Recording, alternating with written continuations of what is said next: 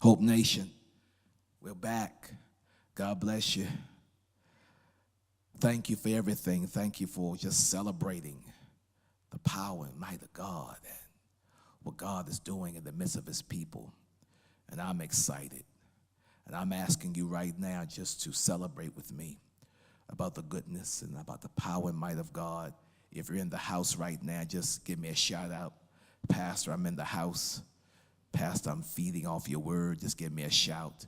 I think it's fitting right now for me to know that you're in here with me because you motivate me. You feed me. You inspire me. The sheep encourages the shepherd. And so I'm grateful for you. So please let me know you're in the house. Let me know that you're here. Let me know that you're near. I need to know that. I need to feel it. I need to understand my people are with me. We're moving in October. We're moving swiftly, getting close to the end of the year and getting close to holiday giving and things of that nature. And we'll keep you posted on everything. But I just want you to just let me know that you're blessed right now. We're still looking at Isaiah 40:31, They that wait upon the Lord shall renew their strength. They shall mount up wings as eagles. They shall run and not be weary. They shall walk and not faint. We're still looking at that. We're still looking at Isaiah 40:31. And before I start getting really deep into the mount and the run and the weariness, it's something else about that wait. Because that's the most important. Because they that wait upon the Lord shall renew their strength. That's the first thing. If I wait, my strength is renewed. If I wait, I can mount up. I can run. There's something found in Psalm 27. Psalm 27, in that last verse. Let's turn to that. Psalm 27, that last verse. Verse 14 says, wait patiently for the Lord. Be brave and courageous. Yes, wait patiently for the Lord. That King James Version, wait on the Lord and be of good courage. He shall strengthen thy heart. Wait, I say, on the Lord. David pens this regardless or regarding the circumstances he faces all the time.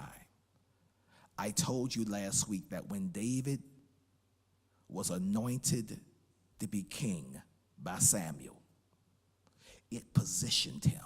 It mounted him up. I told you that. He was not thrust into the kingship immediately. God put him in a waiting period of preparation. He had to wait and go through Goliath. He had to wait and go through Saul. He had to wait and go through other circumstances that will prepare him for his promotion to king. When God mounts us, when God positions us, when God prepares us to go into a next season, the preparation is needed to get there. David in the 27th Psalm lets us know what that means in that 14th verse. He uses patiently in New Living Translation, but the King James Version says wait. He says wait on the Lord. Be patient in God and be of good courage. What happens oftentimes in the wait, instead of being encouraged, we become discouraged. Somebody post that. What happens sometimes in the wait, instead of being encouraged, we become discouraged. And when you become discouraged, it makes the wait not worth it. It kills the power of the wait. It kills the enthusiasm and the ultimate and the ultimate meaningful purpose of the wait. David wrote many psalms, but now he is recognized in the 27th psalm. He has recognized that the wait might be grueling. The wait might be difficult. The wait might be trying. The wait may be sometimes burdensome. But I'm going to wait on the Lord, and I'm going to be of good courage. And I want to challenge somebody right now that maybe God got you in a waiting season, and you're about to soar, but you ain't soaring right now. And because he got you in a waiting season, you want to get discouraged. And I want to challenge you right now to pick yourself up. I want to challenge you to give God praise, glory, and honor. I want to challenge you to step out in faith and start lifting your hands and worshiping God in spirit and in truth. I want you to celebrate what God is doing in your life right now, because you're about to miss a blessing that God has in store for you. You're about to allow the period of the wait to cause you to get discouraged, and you miss the blessings and benefits of the wait. David says, I wait on the Lord and be of good courage. Like the Isaiah writer says, and he will strengthen thine heart. I hear something else now. This is so beautiful that I heard in the Isaiah text, I had to wait upon the Lord, and he shall renew my strength. Now I see in Psalm 27, if I wait in positivity, if I wait with excitement, if I wait with a positive attitude, he's going to strengthen me. He's going to strengthen me. He's going to strengthen me. He's going to strengthen me. He's going, and the verse says, he shall strengthen thy heart. That means if I wait on God, and I'm waiting on God with a positive attitude, he's obligated to strengthen me. Somebody post that right now. He's obligated. I know you all don't like that. Pastor, how dare you? How dare you obligate God? I'm not obligating God. The word is obligating God, not me. I didn't say it. I would be wrong to go to God and say, God, you're supposed to do this, because my words mean nothing. But his word is supreme. His word is profound. His word is real. So if I go to God with his word and say, God, your word said, you are obligated, God's going to honor his word. And he shall strengthen my heart. Wait on the Lord and be of good courage. He shall strengthen thy heart. He shall strengthen it. If I wait in a positive way, I know strength is coming. The old folk used to say, I feel my help coming. I know my help is coming. My strength is coming. It's gonna propel me and encourage me along the way. And so I want you to labor in that. I want you to rest in that. I want you to think about what David was saying when he says, wait on the Lord and be of good courage. Because if it's anything that I want you to think about in the 27th Psalm, the first verse says, the Lord is my light and my salvation. Whom shall I fear? That statement right there kind of lets me know that something is pushing at David. But the Lord is his light and his salvation, and he ain't going to fear nothing. Then the last verse says, wait on the Lord and be of good courage, and he shall strengthen my heart. And so you know what? He's saying, I'm going to wait and be encouraged. I'm going to wait and stand on him. I'm going to wait and be real in his life. I'm going to wait. I'm going to wait. I'm going to wait.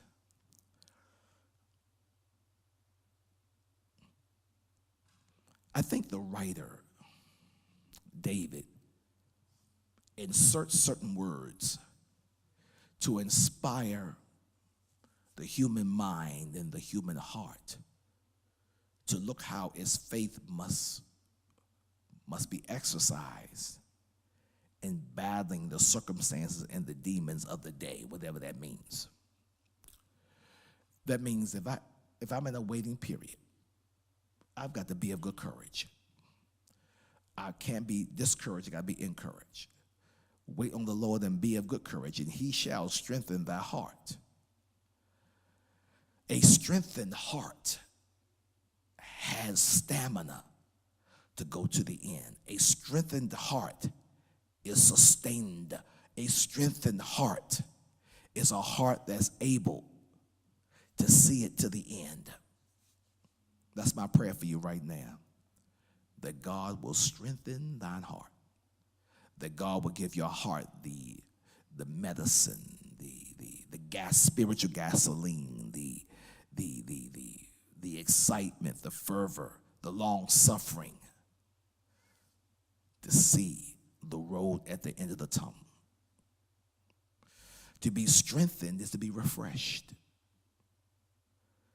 I can be refreshed in the waiting period. I can be revived in the waiting period. I can be inspired in the waiting period. I can be encouraged in the waiting period. I can be lifted up in the waiting period. I can get a word in the waiting period. I can get excited and motivated in the waiting period. Something about the wait. When I wait in a positive way, God will do things in an awesome way in my life. So I'm talking to somebody right now who's probably struggling with where you want to go in this area. I don't know what you're battling with. I don't know what the focus is on your journey.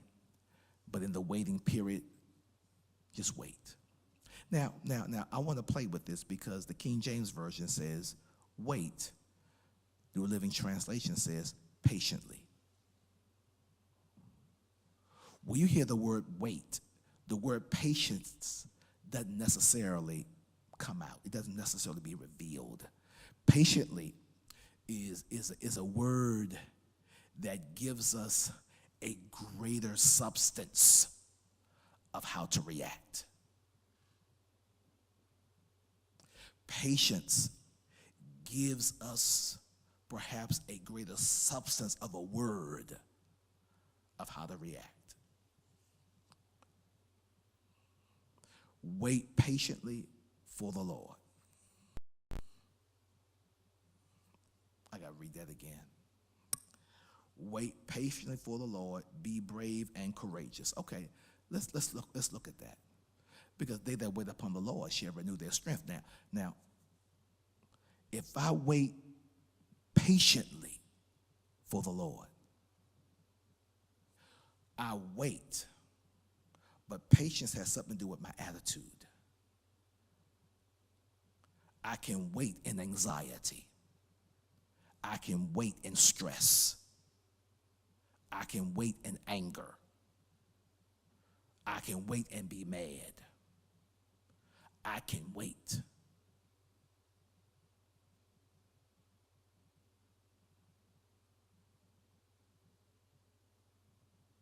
And have an issue, even with God. But let me now add to this of how I'm supposed to wait. I'm supposed to wait patiently. I wait with a level of confidence. I wait with a fresh outlook on my life and my context. I wait knowing that God's angels are waiting with me. I wait with the knowledge that waiting won't last always. Morning will come. I wait patiently. I always tell the story, and I'm going to tell it again. If you ever go to a restaurant and the waiter comes to you at your table, the waiter doesn't just come and look at you and just stare at you. The waiter opens up their mouth. He or she says, how you doing this morning or afternoon? Can I get a particular drink you might have in mind? Do you want any water? When the waiter is waiting on you, they're still doing something. Waiting is about waiting and still moving. Waiting and still being active. Waiting, not sitting there waiting and being frustrated, waiting and being mad with God, waiting and looking for the next answer. Waiting is I'm waiting patiently. I'll say it again, with anticipation, with jubilation, with positive communication. Great anticipation. I'm waiting for something great to happen. If you go to a restaurant and you're hungry and you know the food is good, you're waiting with anticipation that that steak or that seafood will come out and that you can dine and enjoy it. When you're waiting on God, you're anticipating because you've waited patiently. So your spirit is anticipating the move when the waiter shows up. God is, and you know what? God is that waiter, but God's a different type of waiter. When you're waiting, God checks on you. He makes sure you have all the necessities of life. You got your water, you got your rent paid, you got your car note paid. Yeah, maybe some other things are not happening yet, but God has given you the necessities. And there you're waiting for the main course to come out. And I want to challenge you and let you know, as David was saying, he's going to strengthen your heart. The main course is coming. Too many people quit right before they get their breakthrough. Right before God moves, they quit. Right before God moves, they quit. And that's not fair. That's not fair. That's not fair. That when God begins to move in your life and God begins to operate in your life, God expects you to cooperate with him. You know, in this text when David says, wait on the Lord and be of good courage, and he shall strengthen thy heart. That's the King James Version. Be brave and courageous. Yes, wait patiently on the Lord. He ends it. Look how he ends that thing. Wait on the Lord and be of good courage. Yes, wait patiently on. He comes back with the original statement. Yes, wait patiently. By David the writer reiterating what he previously said, is he's trying to drive home a point. He's trying to drive home a point. And this is a point I want to drive home to you. He's trying to drive home a point that you cannot let the circumstances, the lack of something not happening, the lack of responsiveness to a situation, kill your patient living. I've watched people, boy, and I've admired them, how calm they are, how patient they are in the Lord.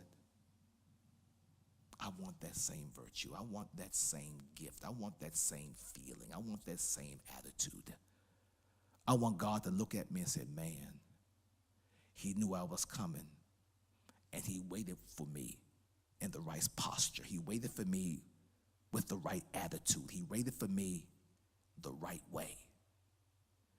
He treated me like I was his God. He treated me like he had been there before. He treated me like I blessed him before. And if God has blessed you over and over and over, don't you dare become impatient at this moment in your life. He's going to mount you up. He's got you positioned. You just wait patiently. That's the attitude you got to have in waiting on God. I'm going to wait patiently.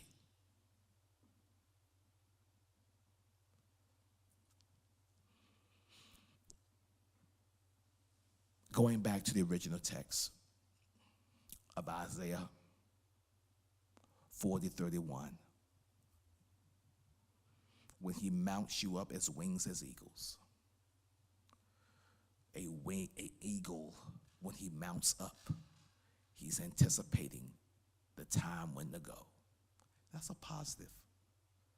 That's a positive demeanor.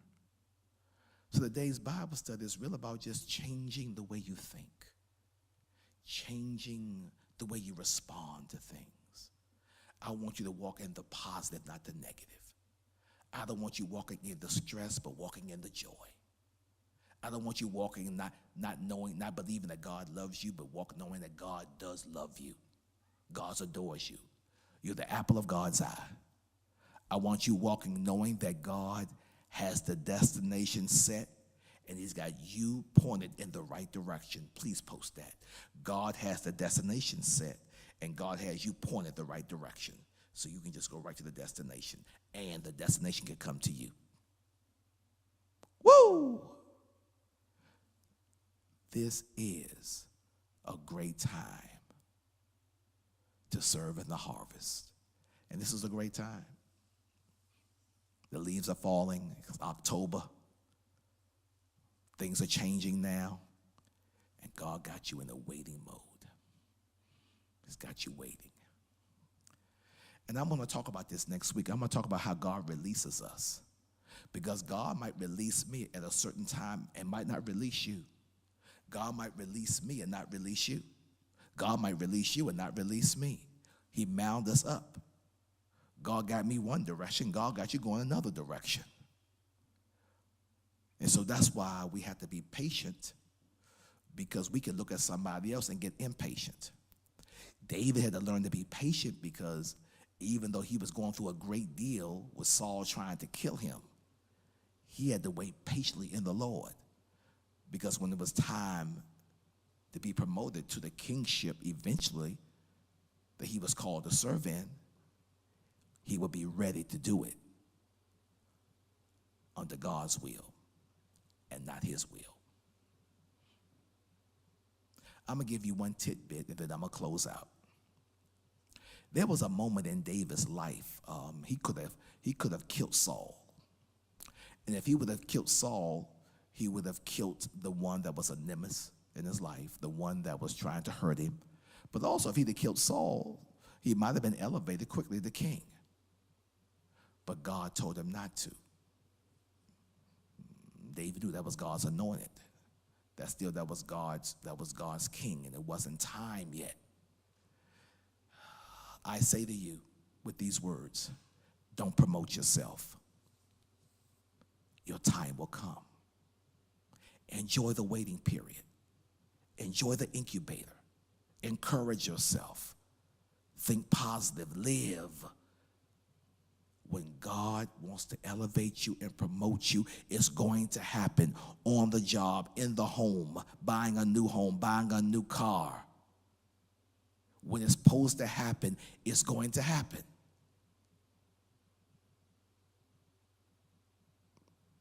I thank you for letting me speak once again in your life. Let me just encourage you.